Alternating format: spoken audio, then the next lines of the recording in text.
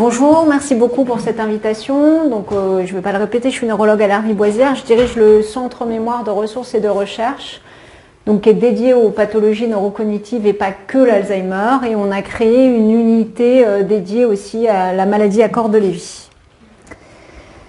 Donc juste un petit rappel, parce que le mot Alzheimer est passé dans le langage courant, et même si ce n'est pas vrai pour les médecins, la maladie d'Alzheimer, ça correspond à quelque chose de très spécifique. Et ça n'est pas une démence, toutes les démences ne sont pas Alzheimer et Alzheimer ne correspond pas à toutes les démences. Donc la maladie d'Alzheimer, ça se caractérise vraiment neuropathologiquement par des dépôts d'un petit peptide qu'on appelle A-bêta, par abus de langage on l'appelle amyloïde, mais amyloïde en fait c'est la forme qu'il a. Et donc ces dépôts, vous voyez ici les petits points bleus, ce sont des neurones en faible grossissement. Et les taches marron, c'est une coloration des peptides A-bêta. Donc voilà les plaques amyloïdes qu'on voit en neuropathologie. Et puis ça, ce sont deux vaisseaux en coupe transversale. Je pense qu'en ligne, ils ne voient pas, mais c'est les ronds. Les ronds que l'on voit, ce sont des vaisseaux en coupe transversale. Et comme vous pouvez le voir, il y a beaucoup de marron dans la paroi. Eh bien, c'est parce que le cerveau élimine l'amyloïde par les vaisseaux. 10% des patients sans traitement amyloïde vont saigner et 10% des patients auront des micro-saignements. Et quand on analyse les cerveaux, 95% des patients ont ce qu'on appelle une angiopathie amyloïde, c'est-à-dire un risque de saignement. Donc il faut être très vigilant chez un patient qui a été diagnostiqué Alzheimer. Ce qu'il faut beaucoup contrôler, indépendamment des anticoagulants bien sûr, c'est les poussées hypertensives. La deuxième lésion caractéristique, c'est ce qu'on appelle la protéine Tau. C'est une protéine qui stabilise les neurones, c'est-à-dire c'est le squelette du neurone. Et quand la protéine Tau est anormalement activée, eh bien le squelette est déstabilisé. Alors ça ne fait pas de chondrocalcinose, mais ça fait plutôt de l'ostéoporose du neurone, si on devait parler. Donc ça fracture complètement le prolongement neuronal. Et là, on est à fort grossissement. Le neurone, il est ici, donc on le voit beaucoup mieux que le petit point bleu ici. Et ça, c'est ce qu'avait dessiné Alois Alzheimer, c'est-à-dire des images en flammes de bougie à l'intérieur des neurones. Donc la bêta, elle est à l'extérieur des neurones, la tau, elle est à l'intérieur des neurones, mais vous voyez, il y en a dans les prolongements neuronaux. Donc il faut qu'on ait ces deux protéines-là pour parler d'Alzheimer et bien sûr les signes cliniques. En tout cas, dans l'état actuel des choses. Ce qu'il faut savoir, c'est que ces deux protéines, elles se déposent 15 à 20 ans avant les premiers signes cliniques. Donc c'est une maladie qui couvre une grosse partie de la vie des patients, puisqu'elle commence environ neuropathologiquement à la cinquantaine. Et puis, vous le savez, une fois qu'on les a diagnostiqués, si on n'est pas un diagnostic trop avancé, ils peuvent évoluer pendant 10 ans, 12 ans, 15 ans. Donc c'est une maladie qui évolue pendant des dizaines d'années. Et peu, voire pas de médecins connaissent tous les stades. C'est-à-dire qu'on les voit soit très précocement, soit de façon très évoluée, soit au stade modéré. Nous, on voit des asymptomatiques. Donc, très peu de médecins couvrent l'entièreté de la maladie. C'est ce qui fait toute la difficulté de cette maladie, parce que quand on parle de maladie d'Alzheimer, tous ensemble, on ne parle pas du tout de la même chose. Et c'est probablement pour ça qu'on a un discours dissonant, notamment pour les autorités de santé. Donc voilà, il faut qu'il y ait les deux protéines. Et aujourd'hui, on est capable, du vivant du patient, de savoir qu'il y a les deux protéines présentes dans leur cerveau.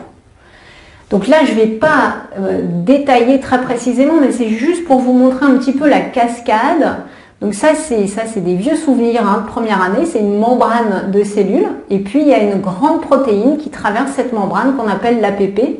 Et l'APP, elle est sur le chromosome 21. C'est pour ça que les patients qui ont une trisomie 21 font une maladie d'Alzheimer. C'est parce qu'ils ont beaucoup plus d'APP.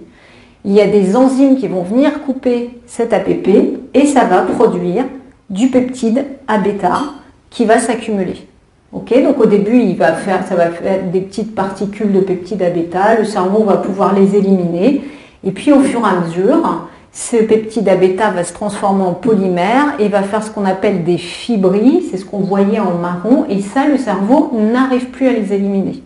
Et tout ça va mettre 15-20 ans avant de devenir symptomatique, c'est-à-dire que le cerveau va compenser, va utiliser des nouveaux réseaux neuronaux pour assurer les fonctions cognitives, Et puis à un moment donné, eh bien, il n'y aura plus de compensation possible et c'est là qu'on aura les premiers symptômes. Donc ce peptide A-bêta est la cible actuelle, c'est pas la seule cible, hein, mais c'est une des cibles. Et via différentes étapes, là je vous ai mis celui-là parce que c'est une cible thérapeutique aussi, ça va aller activer la protéine Tau qui sert de squelette aux neurones. Donc vous voyez, ça c'est un prolongement de l'axone. La protéine Tau, c'est les petites taches bleues qu'on voit. Et quand la protéine Tau est activée, ben ça déstabilise le neurone. Et bien sûr, il y a une souffrance neuronale et un déclin cognitif après plusieurs années. La cible thérapeutique la plus avancée actuellement, en tout cas pour modifier l'évolution, le cours évolutif de la maladie, c'est tout ce qui est A-bêta. Donc ça va du monomère à la protofibrie, à la fibrie. Il y a énormément de thérapeutiques en cours de développement. On ne va pas tout en parler. Je vais vous parler surtout de celle qui a montré son efficacité, sachant qu'il y en a une deuxième qui récemment a montré son efficacité. Donc l'historique de ça, c'est en 99. Donc vous voyez, c'est pas récent, mais pourtant l'industrie pharmaceutique a insisté dans cette voie. Deng Cheng, qui est aujourd'hui mort, s'est dit, voilà, on va vacciner contre l'Alzheimer. Donc, ce n'est pas une vaccination préventive, mais c'est une vaccination curative. Donc, il a pris des modèles animaux de maladie d'Alzheimer. Alors, ce sont des modèles, ce n'est pas des très bons modèles, mais il n'y en a pas de très bons. Ce sont des modèles qui ne développent que de l'amyloïde et pas de tau. Donc, il a pris des souris jeunes, des souris plus âgées. En vaccinant les souris jeunes, il a montré qu'elles ne développaient pas la maladie quand ils étaient vaccinés. Et pour les souris âgées qui avaient déjà la maladie, à la fois dans le cerveau, mais aussi dans les signes cliniques, en fait, les souris, quand elles ont la maladie d'Alzheimer, elles se perdent, on les met dans des labyrinthes, elles se perdent dans les labyrinthes, et puis quand ça évolue, elles deviennent agressives. C'est pas rare qu'on se fasse mordre, en fait. Et donc, il a montré chez les souris plus âgées qui avaient 11 mois que ça nettoyait l'amyloïde et que la souris récupérait sur le plan cognitif. La souris n'étant pas l'homme, elle a beaucoup de facultés de réparation, d'auto-réparation. Ça a été moins convaincant et moins efficace chez l'homme. Très vite, au vu de ces résultats, ça a un peu révolutionné. Alors moi, j'étais pas dans le domaine à l'époque, mais ça a quand même révolutionné le domaine. Et très très vite, ils ont voulu aller chez l'homme. Donc ils ont mis au point un essai thérapeutique qui était l'AN1792, qui était une vaccination. Donc on prenait un petit bout de peptide A-bêta, on l'injectait au patient et le patient faisait sa réponse immunitaire. Seulement 20% des patients avaient une réponse immunitaire. Donc ils ont voulu booster la réponse immunitaire, ils ont ajouté des adjuvants et ça ne s'est pas très bien passé. Il y a eu des patients qui ont fait une réaction extrêmement forte et qui sont décédés. Donc la première publication française sur un patient qui était décédé pour montrer que ça nettoyait bien l'amyloïde, c'est un Bordelais, c'est Jean-Marc Rougozo qui l'avait publié et qui démontrait qu'effectivement, comparativement à un patient non vacciné, eh bien un patient vacciné n'avait plus d'amyloïde. En fait, ce que vous voyez qui reste là, c'est l'amyloïde qui est dans les vaisseaux. Pourquoi? Parce que quand on met une immunothérapie ou un vaccin à un patient, qu'est-ce qu'on fait dans le cerveau du patient? On stimule sa microglie, on stimule son inflammation qui va aller manger l'amyloïde et on stimule l'élimination par les vaisseaux. Donc en fait, il y a une augmentation, je vous le montrerai après, à un moment donné de l'angiopathie amyloïde, puis après tout ça disparaît. Donc ça c'était le premier cas qui a montré qu'il y avait, c'était une preuve de concept, et puis beaucoup plus tard, cet essai thérapeutique bien sûr a été arrêté puisqu'il y a eu des décès, mais les Anglais ont proposé aux patients qui étaient inclus dans l'essai thérapeutique de continuer à les suivre jusqu'à leur décès et d'analyser leur cerveau. Donc en 2008, Clive Halls a publié 8 patients qui étaient décédés et a montré, donc ça c'est un patient non vacciné en haut à gauche où c'est marqué immunized, a montré qu'en fait la réponse, le nettoyage de l'amyloïde était... Donc en fait j'expliquais qu'en 2008, ils avaient démontré sur une série de cerveaux, de 8 cerveaux, que la réponse était variable en fonction de la réponse immunitaire et du délai entre le décès et donc l'autopsie et le nombre d'injections du vaccin. L'essai thérapeutique, il était arrêté, donc il devait recevoir normalement 8 vaccins et la majorité des patients n'ont reçu que 3 injections. Donc, voyant ça, on pouvait espérer que les patients récupèrent complètement. Et pourtant, en suivant les patients jusqu'à leur décès, eh bien, il n'y avait aucune différence d'évolution. Je pense qu'on aurait voulu faire aussi superposable, on n'aurait pas réussi. Donc l'essai avait été arrêté, il y avait quand même 372 patients, il y avait à l'époque ce qu'on avait appelé des méningoencéphalites aseptiques, mais vous verrez, c'est pas ça en fait, hein, c'est des réactions inflammatoires dues à l'augmentation de la neuroinflammation. Il y avait pas mal d'effets secondaires graves après l'adjonction de l'adjuvant. Et puis, ils ont arrêté le développement en 2002. Aujourd'hui, les Anglais continuent à suivre ces patients. Et je pense qu'on a un peu plus de 18, on a une vingtaine. Alors, l'élément important, c'est que c'est pas facile, hein, la maladie d'Alzheimer, puisque toutes les atteintes cognitives donnent à peu près les mêmes symptômes, hein, faut quand même être clair. Et que le taux d'erreur diagnostique quand on n'a pas de biomarqueur, c'est environ 30%. Donc une fois sur 3, sur une maladie d'Alzheimer sans biomarqueur, on se trompe. Il y a peu de maladies où on accepte ça, hein, je pense. Donc les Anglais, ils ont continué à travailler sur ces cerveaux-là et ils ont montré plusieurs choses. Ils ont montré, 1, qu'on nettoyait l'amyloïde dans le cerveau, 2, qu'on augmentait transitoirement l'amyloïde dans les vaisseaux, c'est-à-dire que le produit arrive, élimine l'amyloïde, donc augmente l'inflammation, augmente l'angiopathie amyloïde, élimine les neurones malades, et puis à terme, tout ça redescend. Et redescend tellement qu'en fait, toutes les voies de mort neuronale sont complètement éteintes. Ça, c'est un travail que je suis allée faire en Angleterre. Et la première fois que j'ai fait ces analyses-là, en fait, je pensais m'être trompée. Et j'ai tout recommencé en me disant, c'est pas possible qu'il n'y ait plus rien comme ça, parce que ça se voyait à l'œil nu. En fait, j'avais même pas besoin de prendre le microscope. Donc toutes les voies de mort neuronale sont éteintes.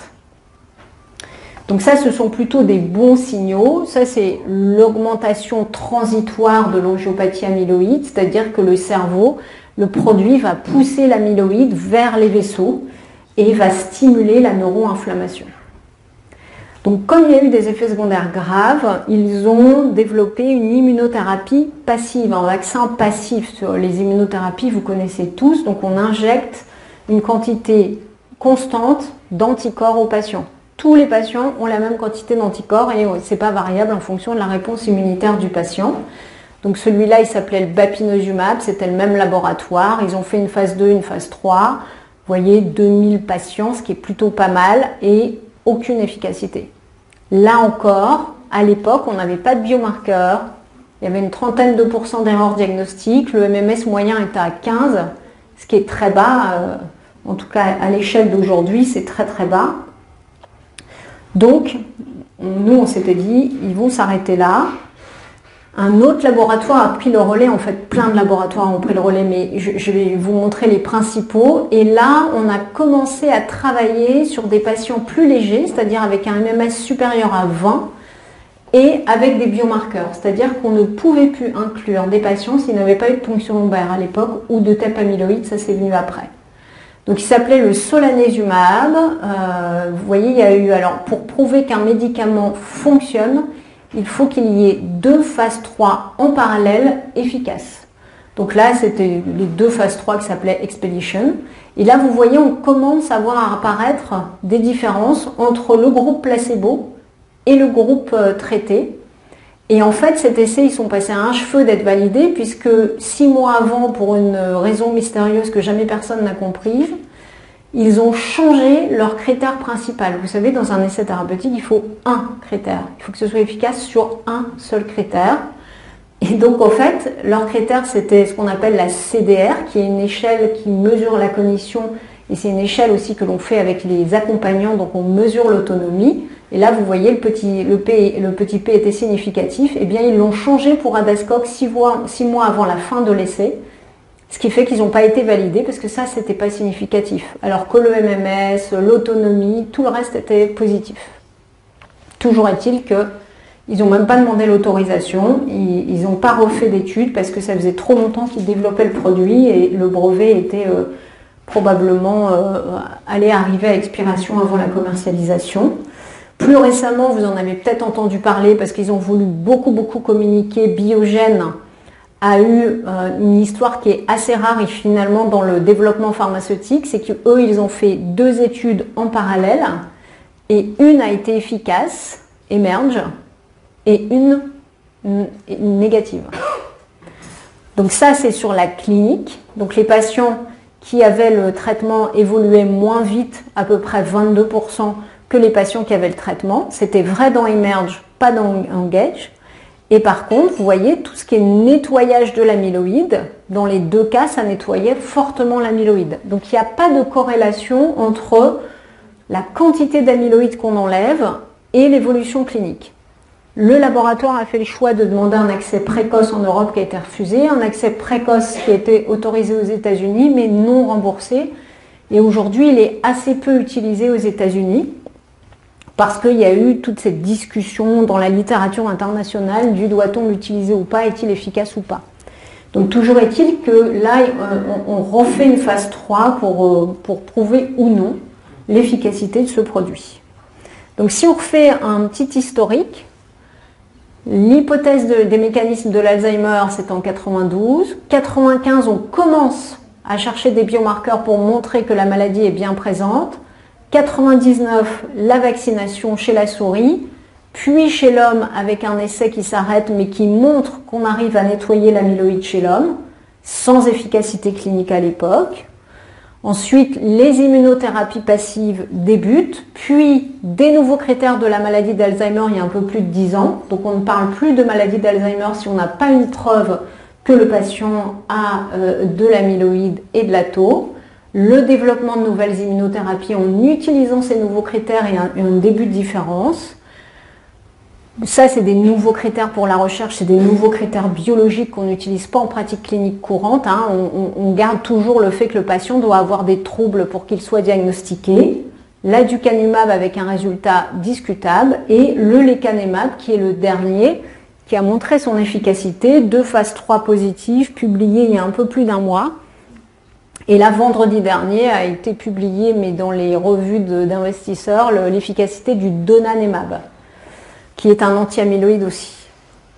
Donc, rapidement, hein, ça c'est une phase 3. Donc, les patients, nous, on a eu beaucoup de patients dedans. Donc, l'essai thérapeutique est fini, mais vu que le traitement est efficace, les patients, le laboratoire continue l'administration aux patients gratuitement, bien sûr. C'était multicentrique, en groupe parallèle, c'est-à-dire un groupe traité, un groupe non traité, 18 mois. Et puis, ces traitements-là, ils sont pour l'instant, en tout cas, encore assez lourds et les essais thérapeutiques sont assez lourds puisque tous les 3 mois, ils ont une visite complète avec un examen neuro, des tests, une prise de sang, une IRM pour surveiller les effets secondaires et l'évolution. Donc, c'est un traitement qui se donne en perfusion de 30 minutes tous les 15 jours, 10 mg kg, peu importe la dose. Mais en tout cas, pour l'instant, le patient vient tous les 15 jours à l'hôpital pour recevoir le traitement. Ils sont en train de développer un traitement sous-cutané. Mais il faudra refaire des essais de phase 3 en sous-cutané pour savoir si c'est efficace. Vous voyez, le range d'âge, il est assez important, ça c'est plutôt bien parce que nous on a des gens très jeunes de 55 ans qui souvent ne peuvent pas entrer dans les essais et les plus de 85 ans souvent ne peuvent pas entrer dans les essais. Donc le fait qu'on soit 50-90, c'est plutôt bien parce que ça couvre beaucoup de patients. Stade précoce, MMS supérieur à 24. Alors ça c'est un peu l'inquiétude parce qu'il faut savoir que le MMS moyen du diagnostic en France il est à 17. Il était à 19 du temps du plan Alzheimer, il est à 17 aujourd'hui. Donc vous voyez, on a une petite pente à remonter quand même. Et puis bien sûr, un biomarqueur anormal, soit la ponction lombaire, ce qui coûte le moins cher et qui est le plus fiable, soit le TEP amyloïde, qui est plus difficile d'accès, mais qui depuis juin 2022 est autorisé et remboursé en France sur certaines indications. Bon. Juste pour vous illustrer qu'en fait, les essais thérapeutiques de l'Alzheimer, c'est compliqué. Donc, il faut qu'ils aient des biomarqueurs, ça, c'est plus un problème. Mais vous voyez, 70% des patients qui voulaient entrer dans l'étude n'ont pas pu entrer dans l'étude. Soit parce qu'ils étaient trop évolués, soit parce qu'ils avaient une comorbidité qui risquait d'engendrer des effets secondaires pendant l'essai thérapeutique. Donc, 70%, ça veut dire qu'il y a 3000 personnes qui ont été screenées sans pouvoir entrer dans l'essai thérapeutique. L'efficacité, elle est mesurée sur cette échelle dont je vous parlais tout à l'heure. C'est une échelle à la fois cognitive et à la fois avec l'accompagnant pour savoir comment se passe la vie au quotidien. C'est un vrai interrogatoire policier. Hein. Les neuropsychologues, elles passent 1 heure avec l'accompagnant avec des questions très stéréotypées où on va vraiment dans la finesse de vie quotidienne, même si nous n'y sommes pas. C'est vraiment un questionnaire lourd. Les critères secondaires, c'est on fait des tests amyloïdes pour être sûr que l'amyloïde est bien nettoyé, une autre échelle cognitive, des autres échelles d'autonomie et des échelles de qualité de vie. Ça illustre juste, vous voyez, la moyenne d'âge dans les essais, elle est de 70, 71 ans, c'est toujours la même chose partout dans le monde. Ça, c'est vraiment l'âge moyen dans les essais et ça va de 50 à 90, hein, c'est pas... voilà, le MMS moyen, pour parler de choses qui sont claires, c'est 25. Donc vous voyez, c'est pas des patients qui sont très évolués et il y a une toute petite surreprésentation des femmes à 51%. Alors l'efficacité, ça c'est c'est pas commercial ça, c'est la vraie courbe. Donc quand on voit ça, on se dit, c'est franchement pas terrible, hein. Ça n'arrête pas la maladie, mais en fait entre ces deux courbes-là, c'est significatif et on gagne 27% de ralentissement. Sur 3 ans, on gagne 1 an. Le nouveau traitement donanemab, il ralentit de 37%. Mais ce qu'on voit ici, c'est qu'on ralentit pas, on ralentit la maladie, mais on ne l'arrête pas. Et en fait, la maladie, elle est là depuis tellement longtemps qu'il faudra probablement, 1, agir beaucoup plus tôt, 2, il faudra une multithérapie. C'est évident, un seul traitement ne guérira pas et n'arrêtera pas complètement l'évolution de la maladie. Donc voilà, ça ralentit de 27% l'évolution, ça permet de maintenir une autonomie plus longtemps, une vraie autonomie plus longtemps. Et ça fonctionne aussi sur la qualité de vie de l'aidant, puisqu'il y a toutes ces questions de qualité de vie, la charge de l'aidant, etc. Ça a une efficacité aussi sur ces échelles-là, pardon. C'est vrai pour le lecanemab et c'est vrai pour le donanemab. Le donanemab est un peu plus efficace si on doit comparer. La charge amyloïde, elle chute, et vous voyez là encore, c'est pas corrélé à la réponse clinique qu'on a, mais parce qu'on arrive trop tard, hein. On arrive 15 ans après le début de la maladie. Donc il va falloir qu'on puisse agir plus tôt, peut-être pas à 50 ans, on va peut-être pas mettre des immunothérapies pendant 20 ans aux gens, mais en tout cas il va falloir quand même qu'on aille plus tôt dans la maladie. Je me dépêche un tout petit peu parce que je sais que je suis un peu en retard. Alors les effets secondaires. L'effet secondaire le plus fréquent, et ça j'étais assez étonnée de voir ça parce que nous on n'en a pas eu une seule, c'est la réaction à la perfusion. Dans 75% des cas c'est à la première perfusion et c'est une réaction légère. C'est une rougeur, manifestement. Nous, on n'en a pas eu. Mais vous voyez, 7% des patients dans le bras placebo en ont aussi. Les effets secondaires graves, alors ce qu'il faut savoir, c'est que dans les essais thérapeutiques, le patient vient pour sa perfusion, sort de l'hôpital, se fait une entorse sur le trottoir, c'est un effet secondaire de l'essai. Donc c'est un effet secondaire de la molécule. Donc dans ces effets secondaires, tout est compté. Donc du coup, c'est pour ça qu'il y en a aussi beaucoup dans le bras placebo, 14% dans le lecanemab, 11% dans le bras placebo. Et puis surtout, ce qui nous intéresse vraiment en fait, hein, c'est ce qu'on appelle les ARIA. ARIA, ça veut dire Amyloid Related Imaging Abnormality, ça veut dire les images anormales dues à l'élimination de l'A-bêta. C'était les anciennes méningoencéphalites du premier vaccin. Et en fait, il y a 2 types d'ARIA. Il y a l'ARIA-E qui est un œdème et qui est dû à trop d'activation de la microglie. En fait, la microglie s'active beaucoup pour éliminer l'amyloïde. Et puis, il y a les ARIA-H qui sont des ARIA hémorragiques. Sachant que spontanément, les patients, ils peuvent avoir des micro-hémorragies. Donc vous voyez, dans les ARIA-H, la très grande majorité sont asymptomatiques, hein, 80 et 90% dans certaines séries sont asymptomatiques. Il y en a 17% dans les lecanemab, 9% dans le bras placebo. Donc ça, c'est vraiment quelque chose qui arrive aux patients, bien sûr sous immunothérapie, mais aussi spontanément. Il faut bien l'avoir en tête. Et puis les ARIA avec œdème, donc il y a les hémorragiques et ceux avec œdème, c'est 12% environ, et ceux-là, ils sont vraiment provoqués par, ils sont exceptionnellement spontanés chez le patient, c'est des formes très rares qui ont des ARIA-E, spontanément, ils sont vraiment provoqués par les traitements. Donc ça, c'est des effets secondaires attendus, que l'on surveille par des IRM. La très grande majorité sont asymptomatiques et quand ils deviennent graves, souvent ils sont graves dès le début. Donc il y a peu de patients, mais il y en a quand même.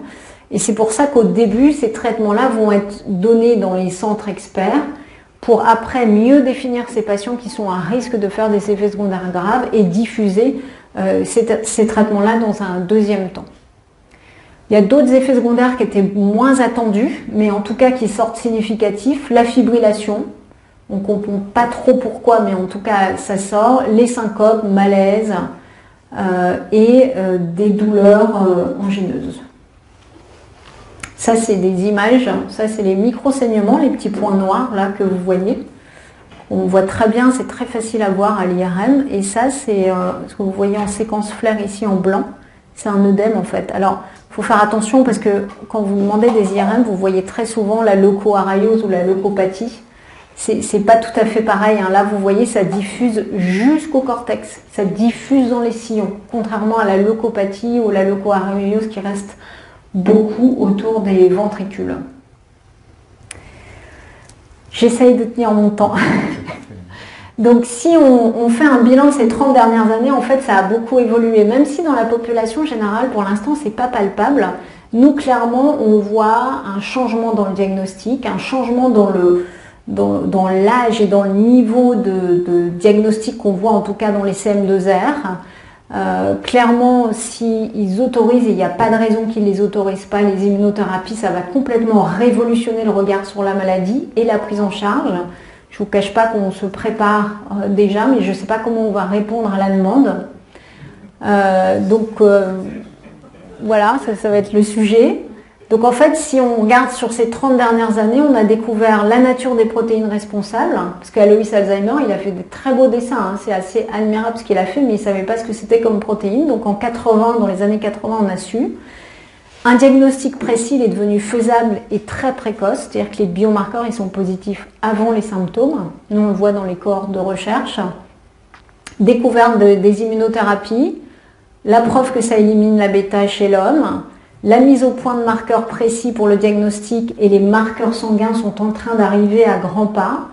Ça c'est pareil, comment allons-nous pouvoir utiliser ces marqueurs-là? Mais en tout cas, nous on en utilise déjà pour la recherche et ça marche plutôt bien. Et puis la mise au point de traitements médicamenteux qui ne sont pas le traitement miracle, mais qui sont un premier pas pour une multithérapie, comme on l'a dans le cancer, dans le diabète, dans le VIH. Voilà, alors les challenges pour l'avenir, il y en a beaucoup. Hein. Ça va être sensibiliser les soignants à l'importance du diagnostic. Nous, on a des orthopédistes qui nous envoient des patients avant de les opérer et de faire une anesthésie générale. Donc ça, je pense que c'est assez exceptionnel. C'est pour ça que je le dis, que les orthopédistes s'y intéressent. On a aussi, avant, les cancérologues. On incitait les patients à consulter. Selon les recommandations HS de 2014 disant qu'un patient autonome de plus de 70 ans doit avoir ou peut avoir un bilan, au moins un premier bilan de screening. Les biomarqueurs diagnostiques plus simples d'accès et moins coûteux, ça, ils arrivent. Même s'ils ne sont pas validés en pratique clinique courante, ils arrivent. Améliorer les voies d'administration des traitements anti-A-bêta, parce que moi, je ne me vois pas gérer plusieurs milliers de patients tous les 15 jours qui viendront à l'hôpital. Je pense que ça ne va pas être raisonnable. Donc il faudra qu'on ait des traitements sous-cut, une possibilité, comme ça se fait en rhumatologie par exemple, d'avoir des immunothérapies beaucoup plus en ambulatoire.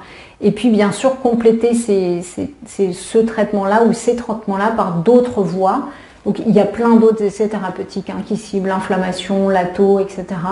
Donc je ne suis pas du tout pessimiste sur le fait qu'on ait une polythérapie dans les années à venir. Voilà, et je vous remercie de votre attention.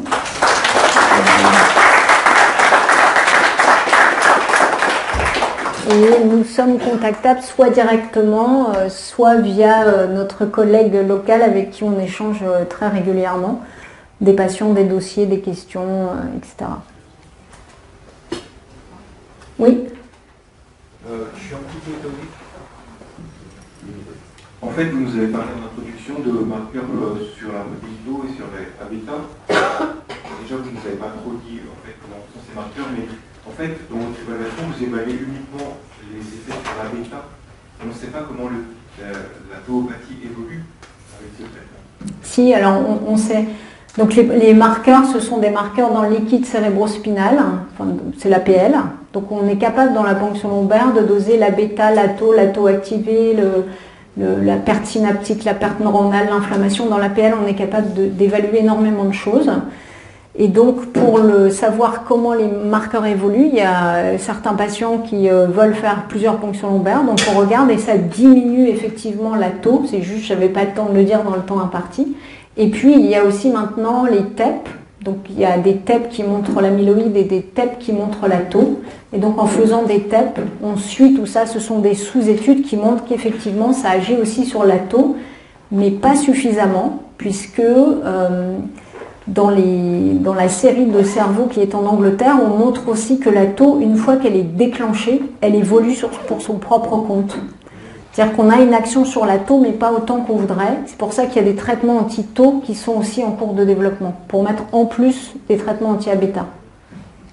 Mais est-ce que ça n'explique pas pourquoi finalement le traitement ne marche pas aussi bien? Ah bien sûr, c'est pour ça qu'il faudra une multithérapie, bien sûr. Après, avoir 30% de ralentissement dans une maladie comme ça, c'est certes sur les courbes, notre vue étant notre sens supérieur, on se dit c'est pas génial, mais quand même, c'est une vraie efficacité. On gagne 1 an d'autonomie. Moi, 1 an d'autonomie, j'achète. Hein.